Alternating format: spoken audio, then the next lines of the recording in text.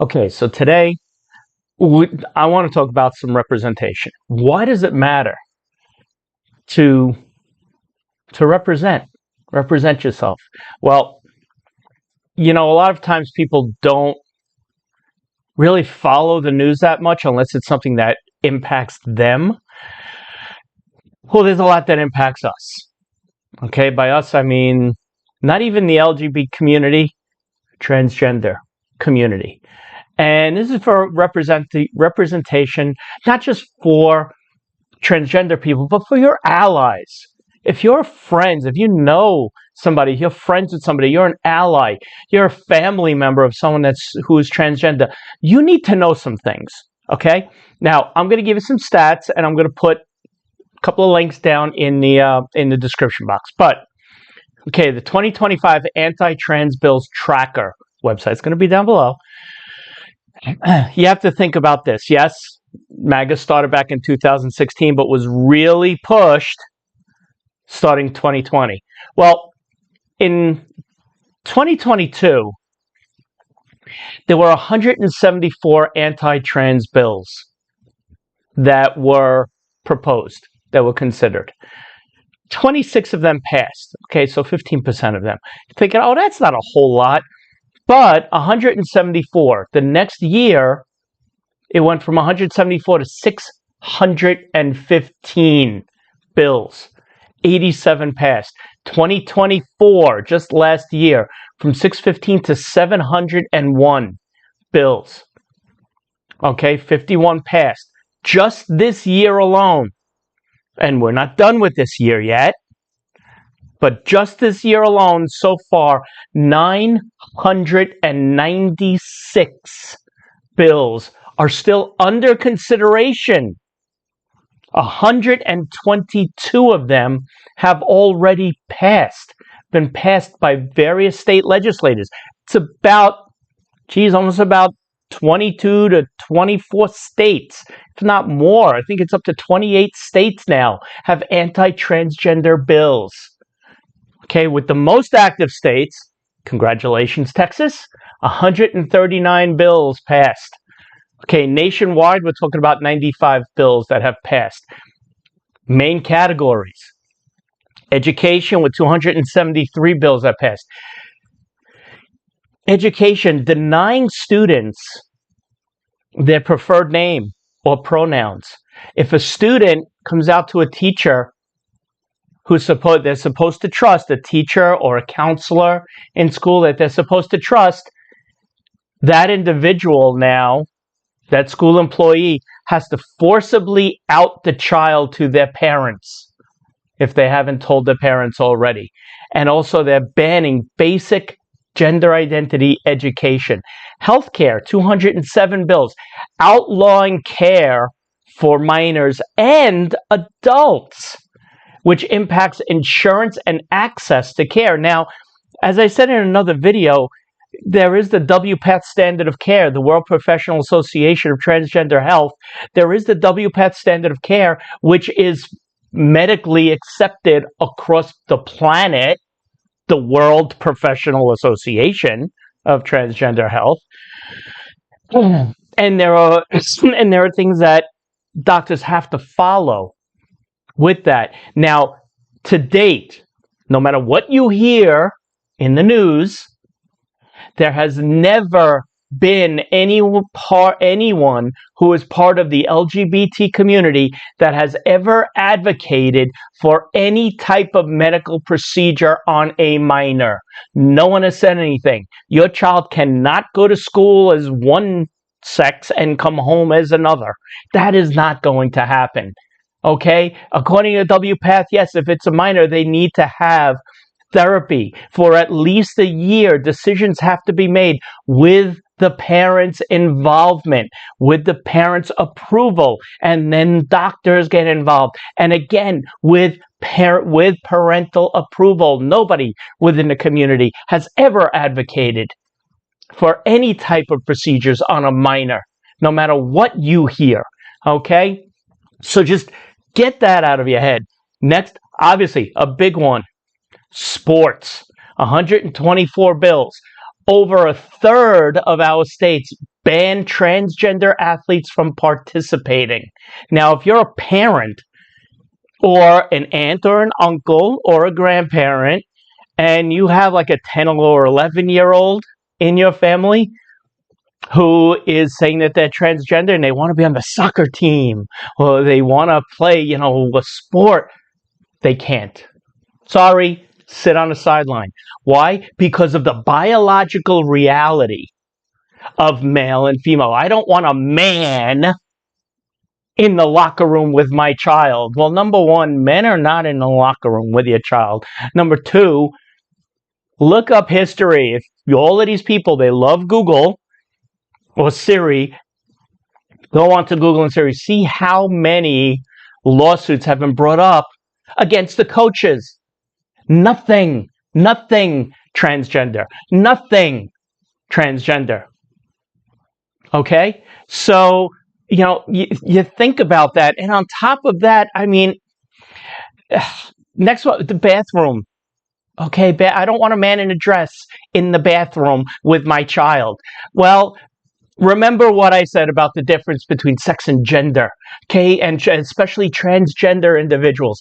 It's an identity issue. A trans man identifies as a male. A trans woman identifies as a female. So if I am a trans woman and I am going to the bathroom, I am identifying as a female. Will a female rape another female? Come on, people. I'm just going to the bathroom. And one thing, if you're still kind of like, well, I want you to look up. There is a guy. Look up. Just go onto Google and type in trans man, and look at some images of trans men. Beards, muscles. That's the biological reality. You want that in the bathroom with your child? Explain that to your child. Okay? Look up images of trans woman. There's actually two women that one of them, I forget her name, gorgeous, like a model, unbelievably gorgeous woman. Trans woman, so remember, male to female, trans woman. She was actually one of the first, if not, the first, because there are two of them, one of the first transgender women of color to be appointed a professor at Harvard Law School. Guys, you want to have a model in your bathroom because biological male, the biological reality. Stop it already. Okay? You just have to stop this stuff. And the worst of all, again, hit in Texas 2 days ago.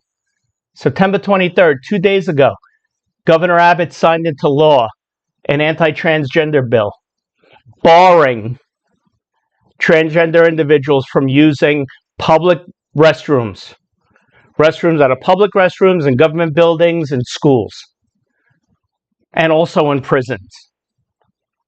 Okay? So, and if I go down to Texas and I have to use the restroom, I have to walk into a men's room. What are some of these guys going to do to me, do you think, when I come walking into the men's room? Because if not, if I go into the ladies' room, it's a felony and up to $125,000 fine. I'm sorry, Governor Abbott, you're so much against DEI things, DEI initiatives. Well, you know what? The Americans with Disabilities Act is over 30 years old, one of the first real DEI initiatives. Why don't you take down all the wheelchair ramps going into the Capitol? Why don't you get rid of all of the handicap parking across the state of Texas? Those are DEI initiatives. DEI does not stand for LGBT. DEI encompasses an entire world of people, from handicapped to women of color, to military veterans, to Latina, Hispanic, Asian, There's so many things. So, I mean, think about this. Okay, this is why we need representation. There's so much going on, and especially the fact that, I mean, everything now is being blamed not just on transgender, but also on Tylenol. I mean, come on. Pretty soon, they're going to blame transgender people for, I don't know, the Korean War, World War II, World War One. You know, oh, that was started by a transgender person. I mean, come on. Everything. Why? Because it's smoke and mirrors. Because I want you to look over here while everything else is being done over here. You have to understand this. This is why representation is important. If you are transgender or family, you may sit there and be like, whoa, maybe, you should dress a little bit more like you're, if you're a trans woman, dress a little bit more like a guy, or, cut your hair, don't wear makeup, don't wear jewelry, let's just fly under the radar for now. That's a thought. Because while you could say, okay, so all of these bills are still in consideration, but, anywhere from 7 to 15% of them have passed. So there's still a whole lot that haven't passed. And, they're being held up in the courts, so don't worry about it. Yeah, I'm still worried about it. Why? Because there are people out there that take it into their own hands. That still, when I go out to the supermarket just to get my groceries, I not only get side-eyed, but I have people saying things to me. One person threatening me. Come on. They take it into their own hands. So if you're transgender, if you're an ally, if you're a friend, family member, understand what is going on. Okay? Don't just think about the things that are impacting just you. If you know people, somebody that's transgender, understand this. Be a support for them. For the individuals within my community, yeah, this is the time to step up. This is the time to step up and say, you know what? This isn't me. We need to represent. Okay? We need to represent. Yes, there's a time to pump your fist and to protest. But there's a lot of other ways to represent. Think about this, the way that you act in a situation. Our only true freedom is how we react in a situation. And I've said it before. If somebody is coming at you, if you act like, and you get all crazy, there's always somebody off to the side watching saying, you see, it's those people. Look at how unhinged those people are. But if you act with grace, then those people off to the side will look at you and say, wow, that person really isn't getting down. Look at that other person yelling at them. That person's an idiot. Okay? So that's what you have to do. Handle yourself with grace. That's part of representing. Not just going out, protesting, making your voice heard in a peaceful manner, volunteering in your local organizations, helping to educate people about differences. But most important, you want people to see you as a human being. Being a human being. Caring for other human beings. Having grace in some tough situations. This way, you know what? You may not win over the person that's right in front of you, but like I said, you're going to win over the other people that are around, that are watching. And those people are more important than the person in front of you. Because most of the time, the person in front of you, well, no matter what you say, it's just going to go right over their head. Let it go right over their head. Those people are the people that are watching you are the ones that count. So represent. This is the time. Get out, vote. Remember, next year, 2026, is the midterm elections. Vote. Know the topics. Know the issues. Hashtag, vote the person, not the party. Is this person a good person? Let me deep dive into this person's past. What have they done before? Get other people to vote. That's where our voice is heard. So we need to represent. Be out there, and I'm sorry if I'm getting political, and I'm sorry if I'm being pushy, but there comes a time when you have to be a little bit. Okay, now just please get out there, educate people, be an advocate. Like I said, you don't have to stand up on a stage. One sentence evangelism. Go out there and act. Act human. Act with grace. Be a good person. This way other people see you and say, wow, that was a really nice person. And that's it. Represent. Bye.